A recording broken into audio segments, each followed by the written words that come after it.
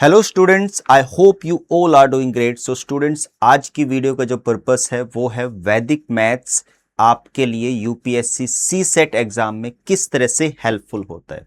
Okay, सो हम यहाँ पे, आप सभी को पता है, जैसे कि हमने यहाँ पे स्लाइड में सब कुछ बताया हुआ है कि वैदिक मैथ्स आपके लिए किस तरह से बेनिफिशियल रहेगा, और स्पेशली आपको क्वेश्चन के थ्रू हम बताएंगे कि क्वेश्चन में किस तरह से वैदिक मैथ्स यूज हो रहा है, और उसकी हेल्प से आप क्वेश्चन को क्विकली और एक डिफरेंट अप्रोच से कैसे कर सकते हैं वो मैं आपको क्वेश्चन में आपको एक्सप्लेन करूंगा। ओके, सो स्टार्ट करते हैं।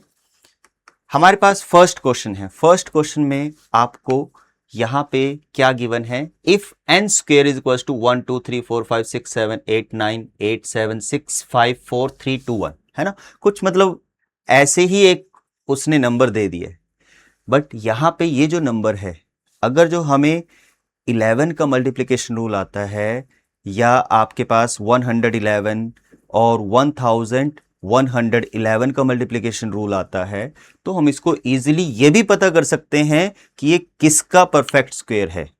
ओके, सो इसमें कितने डिजिट्स हैं वो तो एक अलग बात है, बट ये किसका परफेक्ट स्क्वायर है ये भी हम यहां पे पता कर सकते हैं। अब आप खुद इसमें आप बताएंगे कि इसको वैदिक मैथ्स की हेल्प से इसका आंसर क्या आएगा। मैं आपको एक थोड़ा सा ये बता रहा हूं कि 11 इंटू 11 क्या होता है, 1 to 1, पता है सभी को, है ना।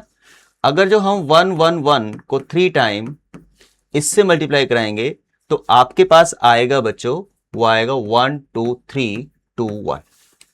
ओके, फिर आपके पास 111 टाइम्स 1111, इसको 4 टाइम करते हैं तो आपके पास आएगा 1 2 3 4 3 2 1। ये एक पैटर्न है। ओके, वैसे तो 11 को किसी भी नंबर से अगर जो आप मल्टीप्लाई कराना चाहते हैं तो हम करा सकते हैं, जैसे 11 इंटू 34, तो आंसर क्या आ जाएगा, 3 4 और मिडल में इन दोनों नंबर का सम, 3 प्लस 4 वो क्या होता है बच्चे, 7 होता है, और वो हमने यहां पे लिख दिया। इसी तरह से 11 इंटू 52 तो आंसर 572, 11 इंटू 47 तो आंसर 517। ओके, यहां पे थोड़ा सा चेंज आया है क्योंकि इन दोनों डिजिट्स का जो सम है वो आपके पास 11 है। दैट मींस यहां पे 2 डिजिट में आया है। जब आपके पास यहां पे हम नोटिस कर सकते हैं कि 11 इंटू 34 है, तो 34 के डिजिट्स का सम लेस देन 9 और इक्वल्स टू 9। अगर जो ऐसा होता है तो बड़ा इजी होता है, हम सिंगल डिजिट इन दोनों डिजिट्स का सम आता है वो मिडल में पुट करा देते हैं, और जो दोनों एक्सट्रीम होते हैं वो एक्सट्रीम में आ जाते हैं। ओके, सो ये 11 का मल्टीप्लिकेशन रूल है। उसी से ही आगे चलते हैं, तो 111 को बच्चों आप जब 111 से मल्टीप्लाई कराएंगे तो you will get this result. अगर जो आप 4 टाइम 1 को 4 टाइम 1 से मल्टीप्लाई कराएंगे you will get this result. अब देखो इसी तरह से 1 2 3 4 4 तक जा रहा है तो 4 1 है ना। अब ये नंबर कहां तक जा रहा है, 1 2 3 4 5 6 7 8 9 तक जा रहा है ना।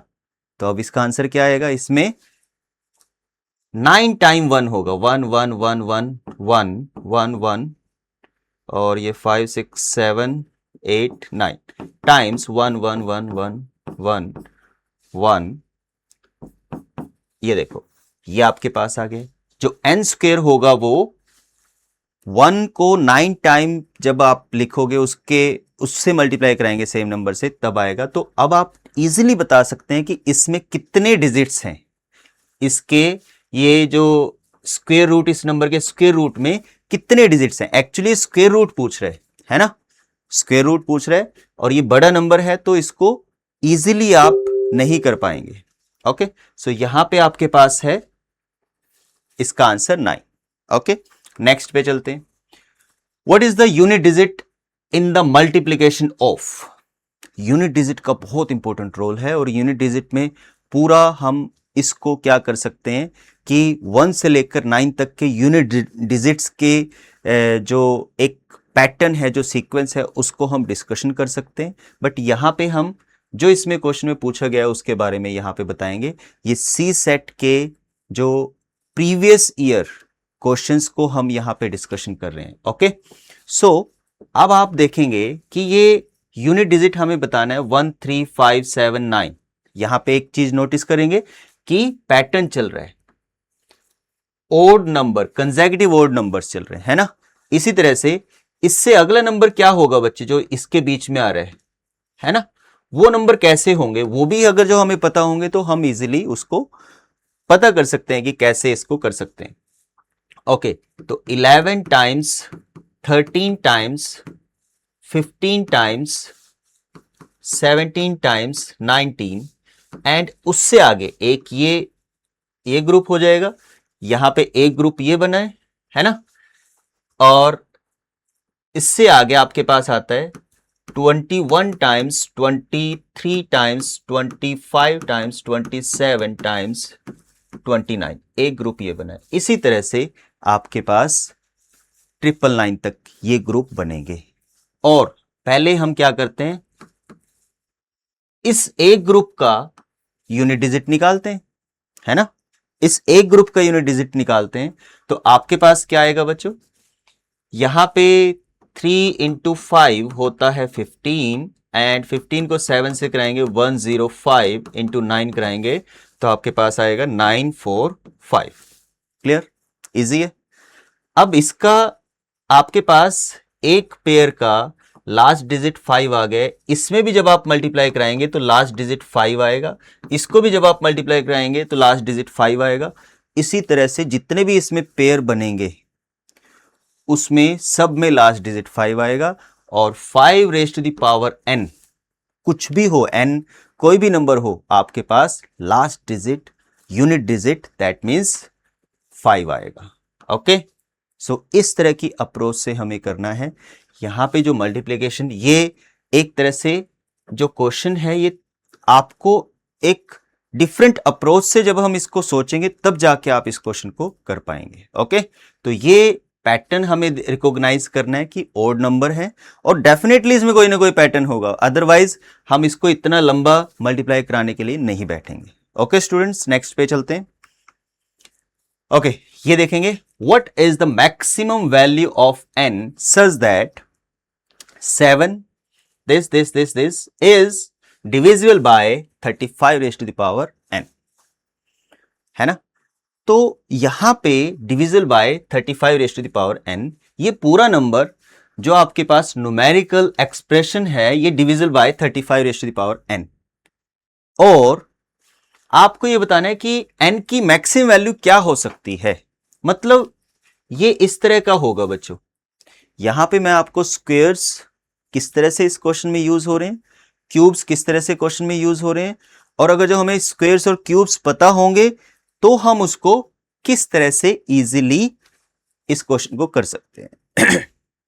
ओके, तो देखेंगे आपके पास 35 raise to the power n है, ये जो लिखा हुआ है ये 35 raise to the power n है। ओके, तो 35 raise to the power n में इसका मतलब ये जो डिविजिबल है तो ऊपर वाला number 35 raise to the power something into divide by 35 raise to the power n होगा, ऐसा ही होगा बच्चों।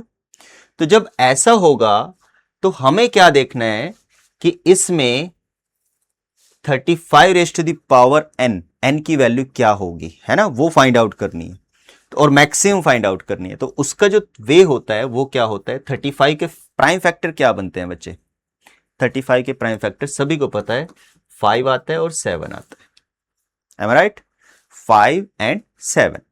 अब मेरे को ये बताएंगे कि यहां पे 35 के 5 और 7, अब यहां पे सपोज करो n है और यहां पे m है ना। अगर जो n है तो n ही आएगा, बट अगर जो आपके पास जब ये नंबर लेकर चलोगे तो इसमें 5 की पावर m इंटू 7 की पावर n होगी, मतलब डिफरेंट भी हो सकती है ना। तो जो इन दोनों नंबर्स के जो एक्सपोनेंट हैं, इनको एक्सपोनेंट बोलते हैं, इन दोनों नंबर के जो एक्सपोनेंट हैं बच्चों, वो जो एक्सपोनेंट होंगे उनमें से m और n की मिनिमम वैल्यू जो होगी वो n की मैक्सिमम वैल्यू होगी। ओके, कैसे मैं बताता हूं, देखो अब इस क्वेश्चन को सोल्व करते हैं। देखो आपको कुछ नंबर नजर आ रहे होंगे और कुछ नंबर ही नजर आ रहे होंगे, मेरे को इसमें स्क्वायर्स और क्यूब्स नजर आ रहे हैं, कैसे? और मेरे को पता है कि इस पूरे नंबर को मेरे को 35 raise to the power n की फॉर्म में मल्टीप्लाई कराना है, यानी कि इस फॉर्म में मल्टीप्लाई कराना है, इस फॉर्म में लेकर आना है। ओके, सो आप मेरे को बताएं कि 7 तो एज इट इज लिख सकते हैं, ये क्या होता है 7 रेज़ टू द पावर 3 होता है ना, और ये क्या होता है, अभी मैंने आपको 11 का मल्टीप्लिकेशन रूल बताया है, तो 11 के मल्टीप्लिकेशन रूल में इसको हम बोल सकते हैं 11 टाइम्स 35। चेक कर लो, यही आएगा। और ये मैंने यहां पे कैसे कि इसको फैक्टराइज करना था, तो मैंने डायरेक्टली करा दिया, ठीक है। ओके, और यहां पे 35 को भी आगे फर्दर आप क्या फैक्टराइज करा सकते हैं, 5 इंटू 7। ओके, और ये देखो ये 10 का क्यूब है, तो यहां पे इसके फैक्टर क्या बन सकते हैं, 2 raise to the power 3 and 5 raise to the power 3। Done. यहां पे लिख देता हूं मैं 7 times 7 raise to the power 3 times 11 into 7 into 5 and 1000 के आएंगे 2 raise to the power 3 and 5 raise to the power 3 and next आपके पास नंबर है, ये है 7 रेज़ टू द पावर 4। अब ये क्यों है, देखो स्क्वेयर्स अगर जो हमें पता होंगे तो हम इसको इजीली पहचान सकते हैं। 50 का स्क्वायर क्या होता है बच्चों, या 50 से अबव के स्क्वायर, मैं यहां पे स्क्वेयर्स भी बता देता हूं। 50 का स्क्वायर होता है, सभी को पता है 50 2500।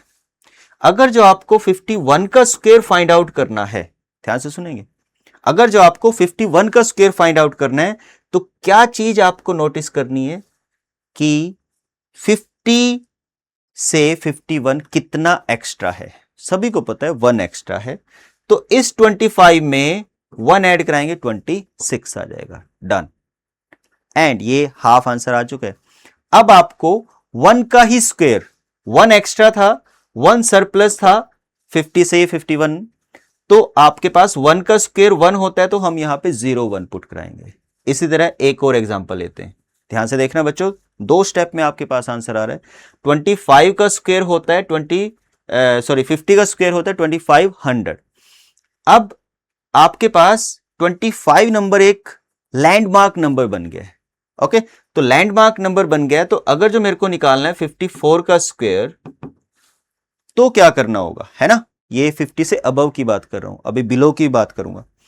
54 का स्क्वायर अगर जो हमें निकालना होगा, तो ये 4 एक्स्ट्रा है, तो 25 प्लस 4 29 डायरेक्टली करा रहा हूं मैं, और यहां पे 4 का स्क्वायर 16। सो ये आपके पास क्या आ जाएगा बच्चे, आंसर आ जाएगा। बड़ा इजी है ना। इसी तरह से अगर जो आपके पास बिलो 50 की बात आती है, तो हम क्या करते हैं, हम फॉर एग्जांपल 49 का स्क्वायर आ जाए, है ना। अब ये कितना लेस है, 1 लेस है, तो 25 में से 1 माइनस कराएंगे तो 24, और 1 का ही स्क्वायर, वहां पे जितना प्लस था उसी का स्क्वायर लास्ट में पुट कराते थे, ठीक है, ऐड नहीं कराते थे, पुट कराते थे। तो ये आगे देखो, ये आपको नंबर नजर आ रहा है, ये नंबर नजर आ रहा है, इसलिए मैंने इसको 7 रेज़ टू द पावर 4 लिखा था। और last but not the least, 7 times 1 1 1 1, है ना, ऐसा लिख सकते हैं। अब ये पूरा नंबर 35 का मल्टीपल हो गया, 35 raise to the power n का मल्टीपल होगा, तभी तो ये 35 से डिविजिबल होगा। तो हम 35 की पावर्स को इकट्ठा कर लेते हैं। अब देखो यहां पे 7 की पावर 1 है, 1 प्लस 3 प्लस 1 प्लस 4 प्लस 1, तो ये आया है 7 की पावर आई है आपके पास 7 raise to the power 10। Okay, and 5 की पावर क्या आई है, 5 आपके पास है, एक ये पावर है, एक ये पावर है, तो 5 रेज़ टू द पावर 4, यही दो है, ठीक है। तो आपके पास अगर जो यहां से फैक्टर बनेगा 35 raise to the power 4 maximum number बनेगा, है ना, और n की वैल्यू 4 क्या होगी, मैक्सिमम वैल्यू होगी फॉर दिस क्वेश्चन, ठीक है। सो आपका आंसर 4 आ जाएगा। इजी है। अब इसको डायरेक्टली, जब आपने इतना ये कंसेप्ट सीख लिया, अब इसको डायरेक्टली कैसे करना है। अब हमें जैसे यहाँ पे 35 की जगह, मैं फैमिली ऑफ क्वेश्चंस बता रहा हूं, अब 35 की जगह कुछ और भी आ सकता है। सपोज करो यहाँ पे अगर जो 45 आता है ना, 45 भी आ सकता था, या कुछ ऐसा नंबर आ सकता है जिनके दो प्राइम नंबर फैक्टर बनेंगे, है ना। तो आपको क्या करना होता, उस नंबर के फैक्टर, प्राइम फैक्टर्स बना के एक्सपोनेंट देखने थे। एक्सपोनेंट में जिस नंबर का एक्सपोनेंट मिनिमम होगा वो n की मैक्सिमम वैल्यू होगी। इजी। तो डायरेक्टली इस अप्रोच पे हमें पहुंचना है। तो आई थिंक ये क्वेश्चन आपको सभी को समझ में आ गया होगा। नेक्स्ट क्वेश्चन देखते हैं। ओके, अगेन आपके पास एक नंबर है, बट इसको, ये क्वेश्चन है बट इसको इंप्रोवाइज किया गया है। डायरेक्टली क्वेश्चन नहीं पूछा गया। क्वेश्चन डायरेक्टली जो होता है वो 3 raise to the power, suppose करो 475, इस तरह से पूछ लिया जाता है कि फाइंड इट्स यूनिट डिजिट, और 3 raise to the power 24 find its unit digit, है ना। तो इसकी यूनिट डिजिट निकालने के लिए आपको क्या चाहिए, ऐसा नहीं है कि आप इसका पूरे नंबर को मल्टीप्लाई करा के देखोगे, फिर तो हमारा पेपर हो लिया, है ना। तो हमें पूरा ऐसा नहीं करना है कि मल्टीप्लाई करा के देखना है। कभी भी एग्जामिनर का मोटिव ही यही होता है कि आपका टाइम वेस्ट हो, है ना। तो हमें स्मार्ट वर्क करना है। स्मार्ट वर्क और प्रेजेंस ऑफ माइंड को यूज करके हमें क्वेश्चन को ट्रिक से कैसे कर सकते हैं। ऐसे क्वेश्चन ऑलवेज ट्रिक से होते हैं, ओके। और इनके पीछे कोई ना कोई ट्रिक होती है, हमें पता हो ना पता हो वो एक अलग बात है, ओके। सो जैसे ये है, ये क्वेश्चन है, इसको मैं हिट एंड ट्रायल से भी बताऊंगा आपको, और फिर इससे रिलेट कराएंगे। देखो आपको मैं यहां पे क्या बता रहा हूं कि सपोज करो 3 रेज़ टू द पावर 1 होता है तो यूनिट डिजिट क्या होता है, 3 होता है बच्चों। 3 रेज़ टू द पावर 2 होता है तो यूनिट डिजिट क्या होता है, 9 होता है। 3 रेज़ टू द पावर 3 होता है तो यूनिट डिजिट 7 होता है, 27 का 7 आता है। 3 रेज़ टू द पावर 4 होता है तो 81 होता है तो 1 आता है। 3 रेज़ टू द पावर 5 होगा तो, सर आप तो सारे ही करने लग गए हो, नहीं ऐसा नहीं है, बस इसके बाद हम आगे आपको पैटर्न बताएंगे। 5 रेज़ टू द पावर 3 आ जाएगा, ठीक है। 2 4 3 होता है तो 3 आ जाएगा। 3 रेज़ टू द पावर 6 होगा तो वो आपके पास 9 आ जाएगा। 3 रेज़ टू द पावर 7 होगा तो वो आपके पास आ जाएगा 7, और 3 रेज़ टू द पावर 8 होगा तो वो आपके पास आ जाएगा बच्चों अगेन 1। तो यहां पे आप देख सकते हैं कि आफ्टर 4, जैसे यहां पे एक्सपोनेंट 1 2 3 4 के बाद एक्सपोनेंट में रिपीटिशन स्टार्ट हो जाती है, किसकी, यूनिट डिजिट्स की, ओके। तो यूनिट डिजिट्स की जब रिपीटिशन स्टार्ट होती है बच्चों, तो आपके पास यहां पे 3971 3971, इसकी हेल्प से हम कोई भी क्वेश्चन कर सकते हैं। यहां पे जैसे ये था कि 3 रेज़ टू द पावर 24, इसका यूनिट डिजिट वैल्यू बतानी थी विदाउट सोल्व किए, तो हमने क्या किया, 4 टाइम के बाद रिपीटिशन स्टार्ट हो रही है इस नंबर में पर्टिकुलरली, है ना। वैसे तो 1 से लेकर 9 तक अलग अलग नंबर्स के बाद, एक्सपोनेंट के बाद आपके पास रिपीटिशन स्टार्ट होती है। तो 3 रेज़ टू द पावर 24 यहां पे है, और यहां पे 24, ध्यान से सुनेंगे, 24 को अगर जो 4 से डिवाइड करेंगे, पूरा पूरा डिवाइड हो रहा है, 6 आ रहा है, रिमाइंडर 0 आ रहा है। हम यहां पे रिमाइंडर पे बात करेंगे। रिमाइंडर 0 आ रहा है, तो रिमाइंडर 0 आता है तो आपके पास 4 पे क्या आता है, 1, 8 पे क्या आता है, 1 आता है। जो 4 के मल्टीपल होंगे वहां पे ऑलवेज 24 है, 4 का मल्टीपल है, तो इसका यूनिट डिजिट क्या आ जाएगा बच्चे, 1 आ जाएगा। इसी की हेल्प से ये क्वेश्चन हम करेंगे बच्चों, तो ये थोड़ा सा इसको देखना है, ध्यान रखना है, ओके। तो यहां पे इसी तरह से 4 से, सपोज करो यहां पे 25 होता, मैं सपोज कर रहा हूं यहां पे 25 होता, तो आपके पास 3 रेज़ टू द पावर 25 होता, तो रिमाइंडर क्या आता बच्चे, इस नंबर को, एक्सपोनेंट को 4 से डिवाइड कराएंगे। 4 से क्यों डिवाइड कराएंगे, क्योंकि ये जो नंबर है, नंबर का यूनिट डिजिट 3 की पावर, जब एक्सपोनेंट हम इंक्रीज करते हैं कंसेक्यूटिवली, तो 4 टाइम के बाद रिपीटिशन स्टार्ट हो जाती है, इसलिए हम इसको 4 से डिवाइड कराएंगे। और जो रिमाइंडर आएगा 1 आएगा तो यूनिट डिजिट 3 आएगा, 2 आएगा तो यूनिट डिजिट 9 आएगा, 3 आएगा तो यूनिट डिजिट 7 आएगा, 4 आएगा तो यूनिट डिजिट ऑब्वियसली रिमाइंडर 4 तो आएगा नहीं, बट वो पूरा पूरा डिवाइड होगा तो यूनिट डिजिट 1 आएगा। क्लियर? तो ये आपके पास एक इसके साथ साथ ये इसका कंसेप्ट था।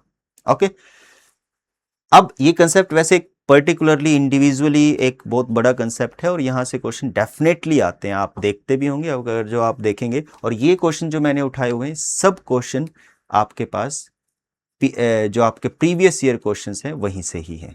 ओके, तो what is the right most digit preceding the zeros in the value of 30 raise to the power 30? अच्छा क्वेश्चन है ये, है ना? मतलब एग्जामिनर ने माइंड लगा के क्वेश्चन को बनाया है और अब हम माइंड लगा के इस क्वेश्चन को सोल्व करेंगे, है ना? बनाने में टाइम लगा होगा उनको, सोल्व करने में हमें टाइम नहीं लगेगा। क्यों? क्योंकि हमें कंसेप्ट की नॉलेज है। ओके, तो देखो, what is the right most digit preceding the zeros in the value of 30 raise to the power 30? सबसे पहले इसका क्वेश्चन का मतलब समझें। काफी बच्चों को इसका मतलब नहीं समझ में आएगा। कैसे? 30 की पावर 1 कराते हैं तो क्या आएगा? 30 आएगा। 30 की पावर 2 कराते हैं तो क्या आएगा बच्चों? सबको पता है 900 आएगा। ओके, 30 की पावर 3 कराते हैं 27,000 आ जाएगा, है ना? ये आ जाएगा। 30 की पावर 4 कराते हैं तो आपके पास 810000 4 जीरोस आ जाएंगी, है ना? यही चलता जाएगा। अब वो क्या पूछ रहा है? अगर जो 1 की पावर होती तो राइट मोस्ट नंबर बिफोर 0 तो वो 3 है यहाँ पे। राइट मोस्ट नंबर बिफोर 0 ये 9 है, यहाँ पे 7 है, यहाँ पे 1 है। और ये वही तो है जो यूनिट डिजिट यहाँ पे हमने किए 3 9 7 1। तो हमें ये यहाँ पे भी ये पता चल रहा है कि सेम क्वेश्चन है। मतलब ये उसने ऐसे ना देकर इस क्वेश्चन को 3 रेज़ टू द पावर 30 ऐसे भी दे सकता था वो, find its unit digit, and उसने ऐसे इस तरह से एक्सप्रेस किया है, बट आंसर इसका दोनों में सेम आएगा। कैसे देखेंगे? अब देखो, राइट मोस्ट तो इसी तरह से 30 की पावर 30 को 4 टाइम के बाद रिपीटेशन होता है 3 में, हमें पता है।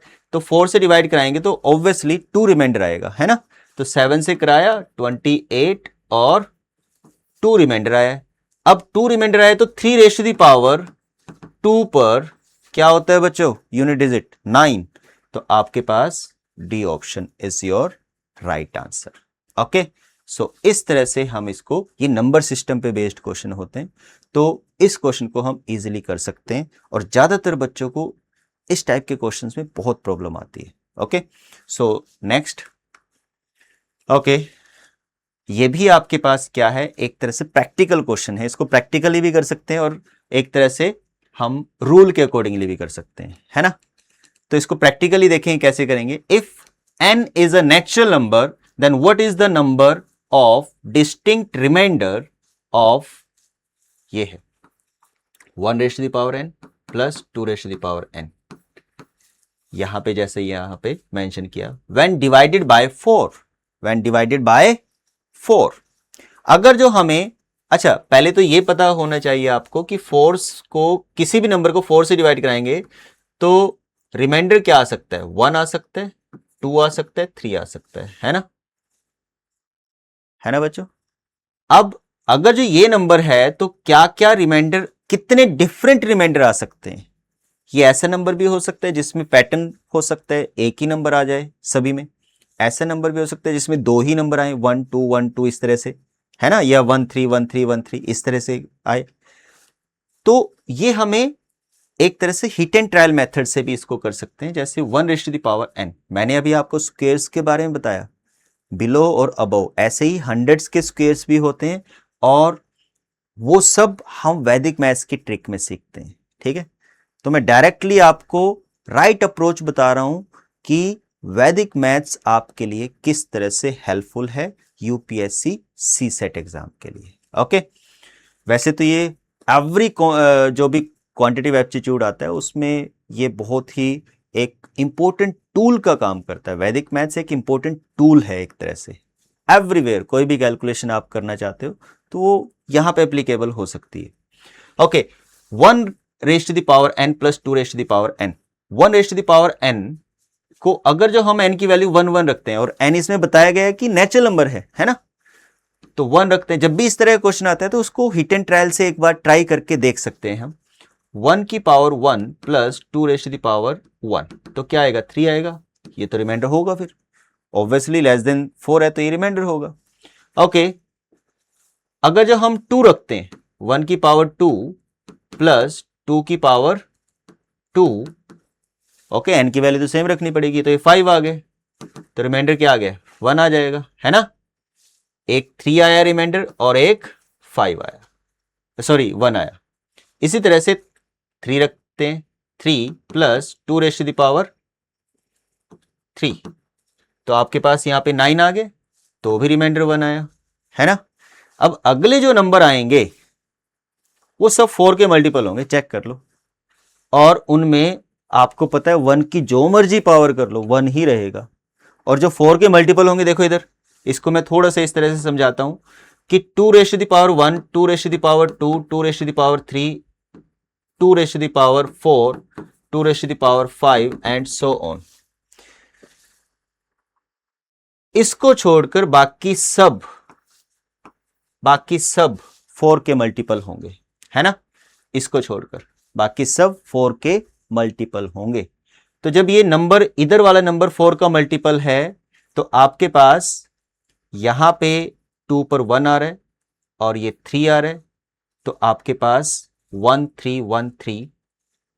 और इसी तरह से अगर जो हम n की वैल्यू क्या लेते हैं, n की वैल्यू 1 2 3 हो गए, फिर इसी तरह से आपके पास n की वैल्यू 4 लेते हैं, 1 4 plus 2 raise to the power 4, तो ये कितना आएगा, 17 1 आ जाएगा।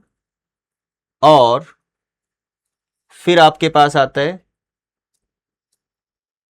1 raise to the power 5 plus 2 raise to the power 5, 32 33, obviously 1 आएगा, है ना। एक 3 आ गए और एक आपके पास क्या आएगा, 1 आएगा। तो ये आपके पास क्या होगा बच्चों, रिमाइंडर्स होंगे। तो ओनली आपके पास 2 रिमाइंडर आएंगे, एक 1 और एक 3। क्लियर। तो n की वैल्यू हमने अगले जो भी नंबर आएंगे वहां पे इन नंबर को छोड़कर देखेंगे।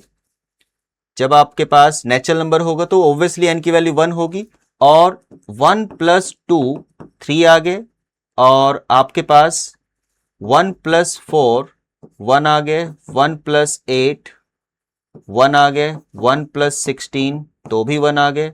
तो आपके पास रिमाइंडर क्या हो सकते हैं, डिफरेंट रिमाइंडर क्या हो सकते हैं, 2। सो ये आपका आंसर हो जाएगा। Okay, clear. तो ये आपके पास है, इस तरह से इस क्वेश्चन को हम इस अप्रोच के साथ कर सकते हैं। नेक्स्ट चलते हैं।